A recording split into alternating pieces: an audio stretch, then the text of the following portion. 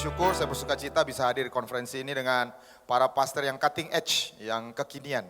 Yes, people like Pastor Nala, Pastor Fandi, Ya, orang-orang seperti Pastor Nala, Pastor Fandi, and Pastor Kevin and Pastor Bobby as well. ya Pastor Kevin dan Pastor Bobby juga. So it's a joy and an honor to be here. Jadi satu sukacita, satu kehormatan ada di tempat ini.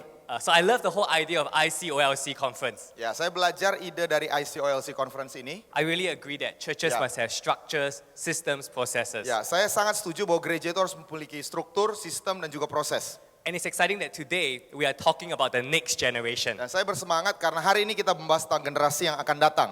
So before I get into the Ya, message, sebelum saya masuk ke dalam pesan saya I just want to introduce myself to you. ingin memperkenalkan diri saya kepada Bapak Ibu. So my wife and I are one of the pastors in the church. Ya, saya dan istri adalah gembala pastors di gereja kami. We both grew up in church and fell in love over there. Ya, kami berdua sama-sama bertumbuh di gereja dan jatuh cinta di gereja. So when I was young, Jadi waktu saya masih muda, I thought to myself, wow, what a lovely young lady. ya saya pikir, wah ini gadis cantik sekali. So she's the first girl I dated, Jadi ini gadis pertama yang saya cintai. the first girl that I kissed, Ya, gadis pertama yang saya kencani, saya cium. and today we are married and serving God together. Ya, dan hari ini kami sudah menikah dan melayani Tuhan bersama-sama. Amen. Amin. We are a church that is passionate about young people. Kami adalah gereja yang bersemangat untuk anak-anak muda. We're going to build a strong church for young people. Kami membangun sebuah gereja lokal yang kuat untuk anak-anak muda. Pastor Hao, my senior pastor, always says this. Ya, Pastor Hao, gembala senior saya selalu berkata, He always say that a big church may not be strong, but a strong church will grow big. ya, sebuah gereja yang besar belum tentu kuat, tapi gereja yang kuat pasti bertumbuh besar. So a big church may not be strong. Ya, jadi gereja yang besar belum tentu kuat. You can go to a big church with a big auditorium, Kita bisa pergi ke sebuah gereja dengan ruang ibadah yang besar, but you can't feel the atmosphere. tapi engkau nggak bisa rasa atmosfer apa-apa. The people are not discipled. Orang-orangnya tidak dimuridkan. The people are not praying. Orang-orangnya nggak mau berdoa. So a big church may not be strong. Jadi gereja yang besar belum tentu kuat. But on the other hand, a strong church will always grow big. Tapi di sisi yang lain, gereja yang kuat pasti bertumbuh besar. If you focus on the intangibles, Kalau kita berfokus kepada yang tidak terlihat, if you focus on discipleship, prayer, character, kalau kita berfokus kepada pemuritan, doa, dan karakter, eventually a strong church will grow big. pada akhirnya sebuah gereja yang kuat akan bertambah besar. And so that's what we focus in Heart of God Church. Dan itu yang kami fokuskan di Heart of God Church. We want to build a strong church for Jesus Christ. Kami mau membangun sebuah gereja lokal yang kuat bagi Yesus Kristus. And today all of us here in Medan, we can build strong churches for Jesus Ya, dan Christ. kita semua di sini yang Medan, kita semua bisa bangun gereja lokal yang kuat bagi Tuhan Yesus Kristus. Amen. Amin. So in this session, I want to share with you non-negotiables of youth leadership. Ya, jadi session hari ini saya ingin membagikan non-negotiable, hal-hal yang tidak bisa ditawar, yang tidak bisa dikompromikan mengenai kepemimpinan anak muda. And so these non-negotiables are the principles that have worked for us all these years. Jadi hal-hal yang tidak bisa dinegosiasikan ini adalah hal-hal yang sudah prinsip yang kami laksanakan bertahun-tahun lamanya dalam pelayanan kami. So if we want to win and to reach the millennial generation, Jadi kalau kita ingin menjangkau dan memenangkan kaum milenial, then it's very important we must have all these non-negotiables. ya penting sekali kita memiliki hal-hal tersebut, hal-hal berikut. So the first non-negotiable is this, Hal pertama yang harus kita miliki adalah is that we must respect young people. kita harus hormati anak-anak muda. We must respect the next generation. Kita harus hormati generasi yang akan datang. You know, we always say this in our church, Kita selalu katakan ini di gereja kami, that love picks youth up by their weaknesses, but respect releases them into their strength. repeat again. Oh, oke. Yes. Jadi kasih itu mengangkat anak muda dari kelemahan mereka, tetapi rasa hormat itu yang akan melepaskan kekuatan mereka. So love picks youth up by their weaknesses, Jadi kasih kita akan mengangkat mereka dari kelemahan mereka, but respect releases them in their strength. tapi rasa hormat kita akan melepaskan kekuatan di dalam diri mereka, melepaskan mereka dalam kekuatan. So it's a combination of both. Jadi ini kombinasi dari dua hal. We got to love young people, Kita harus mengasihi anak-anak muda, we got to encourage them, kita harus kuatkan mereka, but we also need to respect young people. tapi kita juga perlu menghormati anak-anak muda. You see, many pastors and parents, they love the young people. Nah, banyak orang tua dan pemimpin gereja mengasihi anak-anak muda mereka. They are caring towards the young people, Mereka peduli dengan anak-anak muda. but they may not respect the young people. Tapi mungkin mereka tidak menghormati anak-anak muda. So take for example a baby. Jadi misalnya seorang bayi, Any new parents over here? ada orang tua yang baru punya anak, new parents. Alright, so okay, I saw a few new parents. Ya, ada beberapa orang tua baru. So when you have a new baby, Kalau sebuah keluarga memiliki seorang bayi baru lahir, a baby is weak. bayi itu lemah. So parents, they love their baby. Jadi orang tua akan mengasihi bayi mereka. When the baby cries, Waktu bayinya menangis, when the baby goes to the toilet and poo, ya waktu bayinya itu buang air, the parents have to clean up every single thing. ya orang tuanya akan membersihkan semuanya.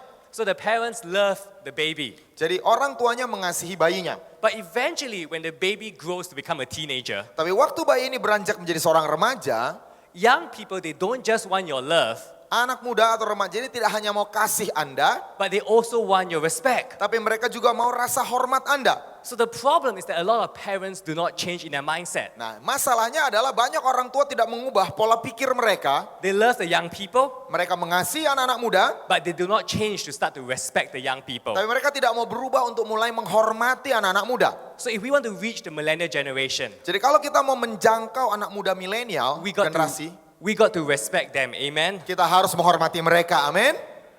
So respect means that you believe in them and you release them. Nah, menghormati itu artinya mempercayai mereka dan melepaskan mereka. So we got to believe in young people. Jadi kita harus mempercayai anak-anak muda kita.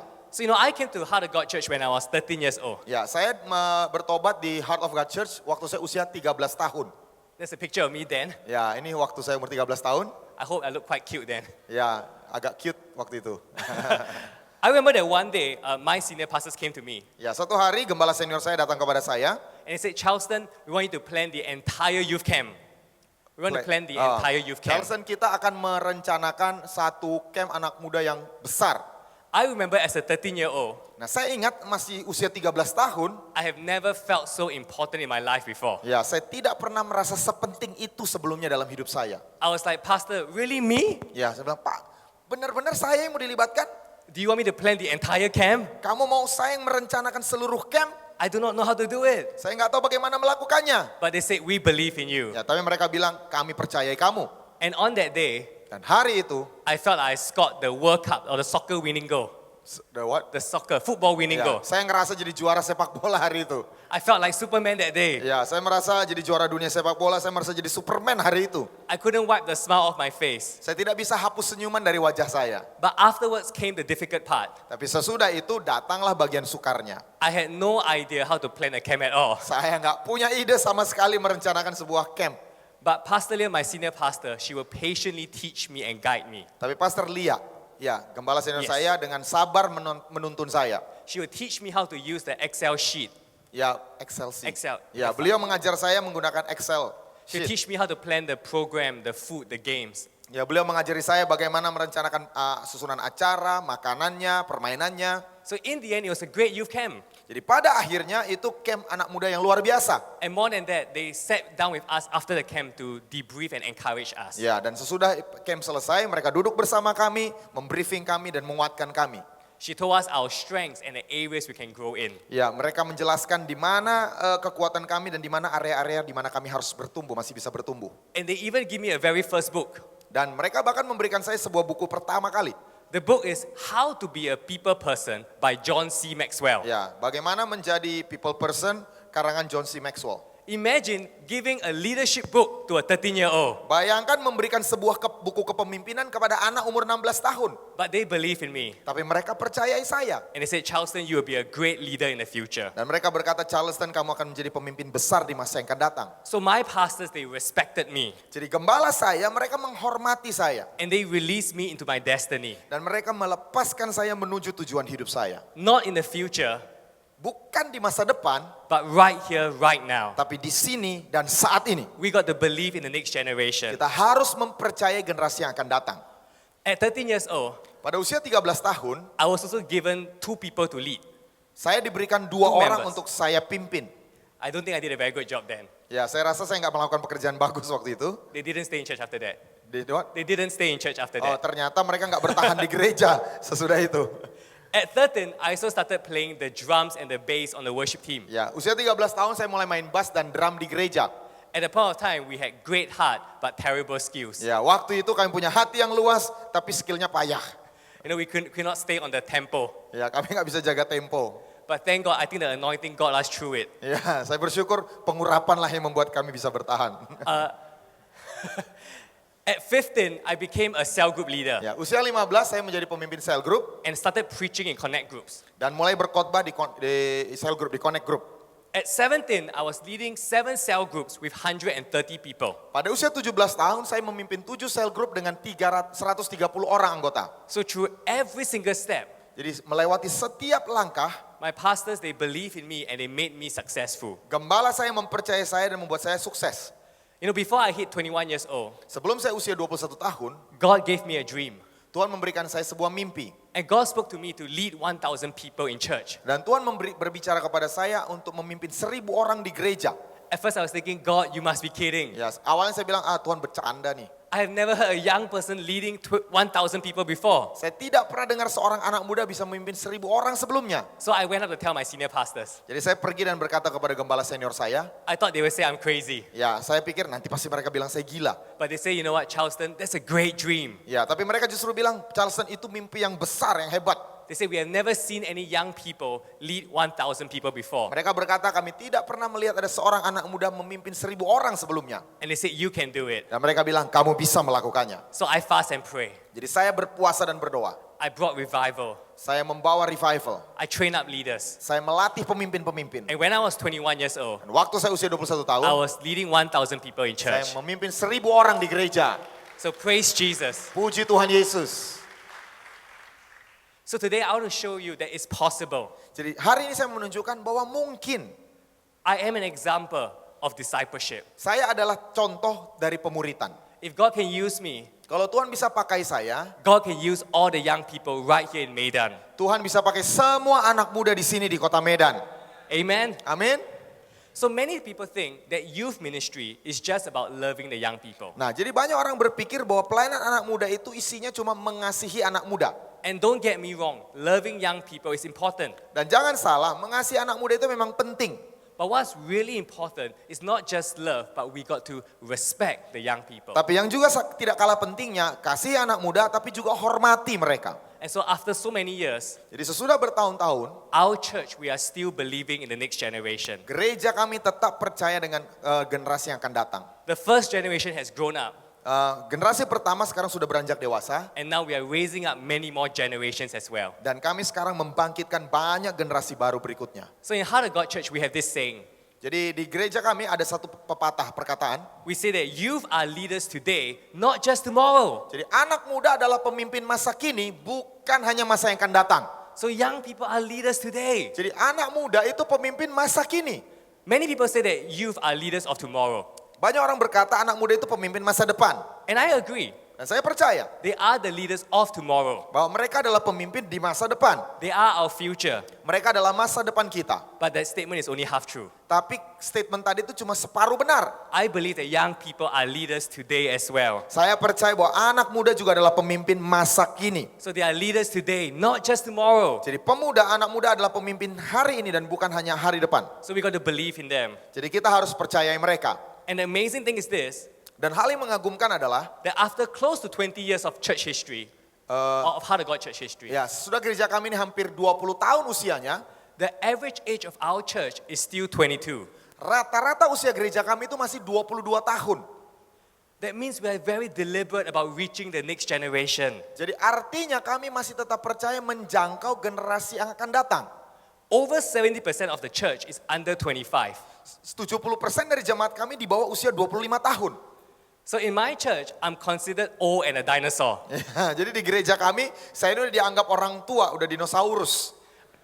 I may be the youngest speaker here, Ya mungkin saya ini pembicara paling muda di sini. but in my church, I'm easily one of the older speaker Ya, tapi di gereja saya ini salah satu pembicara tertua. because everyone is so young. Karena yang lain itu sangat muda. So we got to believe in young people. Jadi kita harus percaya anak-anak muda.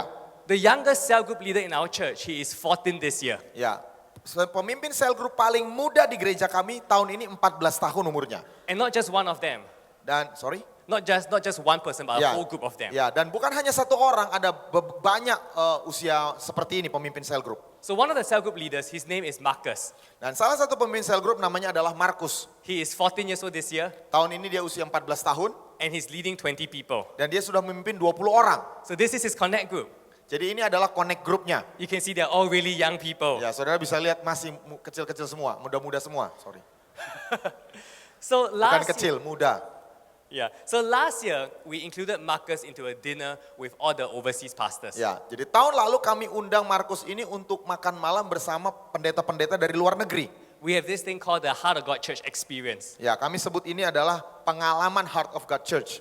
where pastors and leaders from all across the world, they come to our church to see behind the scenes. Ya, di mana pendeta dan gembala pemimpin dari seluruh dunia datang ke gereja kami dan lihat di balik layarnya gereja kami. So we involved Marcus in the dinner. Jadi kami libatkan Markus di makan malam itu. And he was the youngest in the room, Dan dia yang paling muda di ruangan itu, only 13 years old. baru 13 tahun. So during the dinner, the pastors started asking us questions. Nah, di saat makan malam, para pendeta ini mulai bertanya. And so we respected and believed in Marcus. Ya, jadi kami hormati dan percaya kepada Markus. And we said, Marcus, go ahead and answer the questions. Ya, saya bilang, Markus, ayo sekarang jawab pertanyaan tadi. Honestly, I was quite worried. Ya, sejujurnya saya agak takut, agak khawatir. Will he misrepresent our church? Ya, apakah dia gagal merepresentasikan gereja kami? But you know what? Marcus himself, he answered the question so wisely. Ya, tapi Markus bisa menjawab pertanyaan itu dengan hikmat, dengan bijaksana. He shared with them how we reach out to the young people. Dia membagikan bagaimana gereja kami menjangkau anak muda. And the pastors were so impressed that a 13-year-old boy was so mature. Ya, dan gembala-gembala itu sangat terkesan bagaimana anak usia 13 tahun begitu dewasa. So truly, you are the leaders today. Jadi betul pemimpin anak muda adalah pemimpin masa kini. So today, pastors, all the leaders here, Jadi semua pendeta, semua pemimpin hari ini di sini. I want to encourage you, you got to turn your heart to the next generation. Saya mau dorong kita semua, mari kita arahkan hati kita kepada generasi yang akan datang. The Bible says this in 1 Timothy chapter 4, verse 12. Alkitab berkata di 1 Timotius 4 ayat 12, It says, don't let anyone look down on you because you are young, janganlah membiarkan seorang pun menganggap engkau rendah karena engkau masih muda. but set an example for the believers in speech, in conduct, in love, in faith, in purity. Sebaliknya hendaklah engkau menjadi teladan bagi orang-orang percaya dalam percakapanmu dan kelakuanmu, dalam cara engkau mengasihi sesama, dan percaya kepada Yesus Kristus dengan hidupmu yang murni. So we tell our young people, don't let anyone look down on you. Jadi Paulus berkata kepada Timotius, jangan izinkan siapapun memandang kau rendah. You can be an example for the believers. Engkau bisa menjadi teladan bagi orang-orang percaya. So to reach and win the millennial generation, Jadi untuk menjangkau dan memenangkan generasi milenial, we need to respect them. kita harus hormati mereka. Not just love them, Bukan hanya mengasihi mereka, but respect them. tapi hormati mereka. We must believe the millennial generation are leaders today. Kita harus percaya bahwa generasi milenials adalah para pemimpin hari ini. Amen? Amin. The second non-negotiable is this. Hal yang kedua adalah, Back then, I was just 11 years old. waktu itu saya baru berusia 11 tahun. God told me that I was important to Him and that He loved me. Tuhan berkata bahwa saya ini penting bagi dia dan dia sangat mengasihi saya. I was so touched, so I gave my life to Jesus. Saya sangat tersentuh dan saya berikan hidup saya kepada Tuhan Yesus.